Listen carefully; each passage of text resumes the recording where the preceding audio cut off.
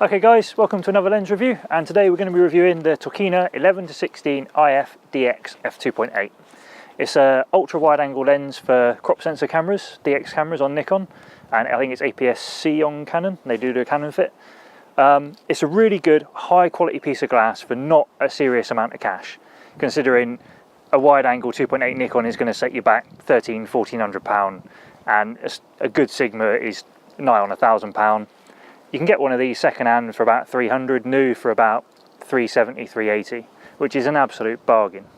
We're going to shoot some test footage here along by the canal in Exeter, so you can see some shots in it on a DX, and also show you what it's like shooting on an FX camera, which kind of works as either sort of a 16mm prime. You can go a bit wider and get a round image with like the dark edges, more like a fisheye, but it's not a true fisheye. But I'll show you it. I've used it sometimes, it does kind of work.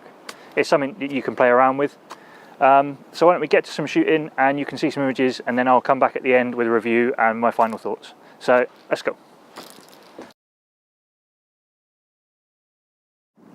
Okay guys, what I want to do now is show you the focusing speed of a Tokina. So we'll just do, I've left the lens cap on and it will just rack from infinity focus to near focus and back to show the speed it can go. This is on a D300 because the Tokina uses the camera focus, not the internal focusing, so it'll only work on cameras with the screw type focus assist in the body. So it's a reasonable speed. Now if I take the lens cap off and let it lock into something, that's it locking into infinity. We'll take it, pull it back for manual focus, we'll put it to near focus, and we'll focus again. We'll put it back into AF. There we go. Pull it back one more time, so we'll go all the way to close focus,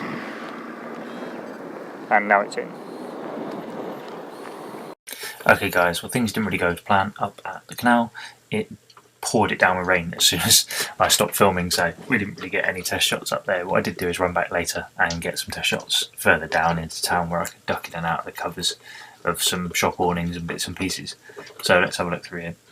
This is the Tokina on the D300, which is the DX camera. It's what it's designed for at 16mm, and as you can see it's really well corrected. We haven't really got any vignetting. We are at f8 on this shot.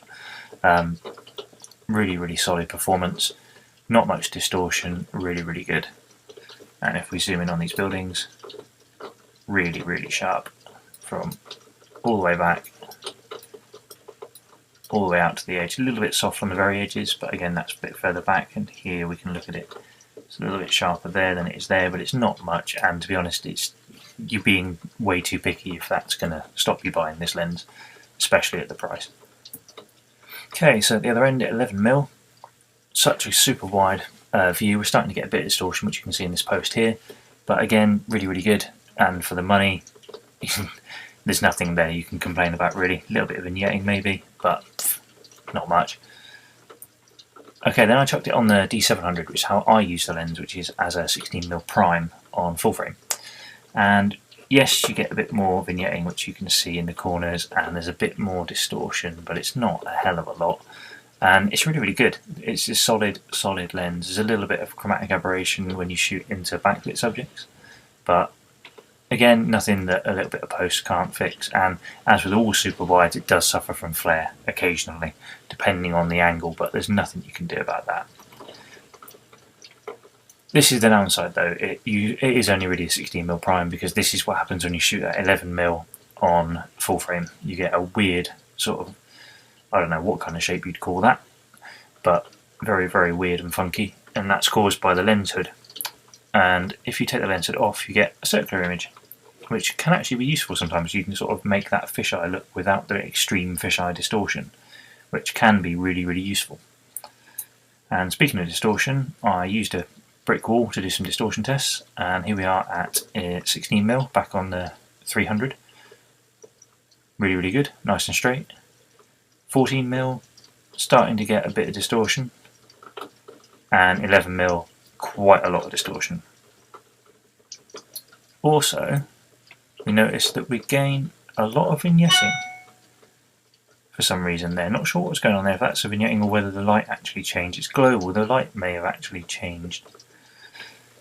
And let's have a look at some sharpness tests. Here we are at f8, and in the centre really, really sharp. As we go back, still sharp, starting to soften towards the edge. And in the extreme edges, we've got some distortion and some softness, but nothing major at all. Nothing I would worry about.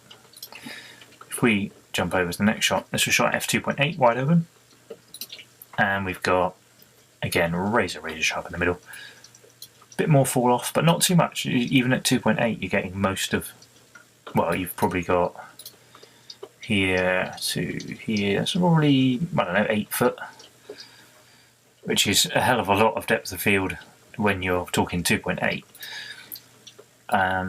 And yeah, it's getting quite soft in the back and getting quite mushy in the corners, but you're wide open, and it's really nothing you're ever going to heavily complain about. Bit of vignetting, but you can take that out in post, easy peasy. So yeah, a really good performer. I see nothing wrong with these test images that would make me say, oh no, don't go and buy it.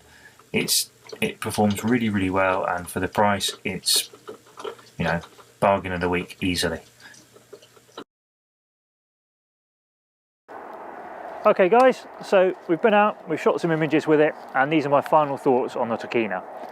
For the money, it's an absolutely stellar lens. It's a no-brainer. If you need a super wide angle, which let's face it, everybody does, they're really cool and really good fun, then it's the one to get if you can't justify the money on the Nikon. Yes, the Nikon 14-24 is phenomenal and probably one of the best lenses ever made by Nikon. But it's a hell of a lot of money, and it's got a big bulbous front element, so you can't fit filters, which is kind of a deal breaker if you're shooting landscapes, really. So it has its downsides. The Tokina is cheap. It's a little bit weighty, but it's solid. It's metal and plastic. It's not super light. You're not worried about breaking it, so it's all good. As you saw on DX, stunning. On FX, has some quirks, but you can get around them.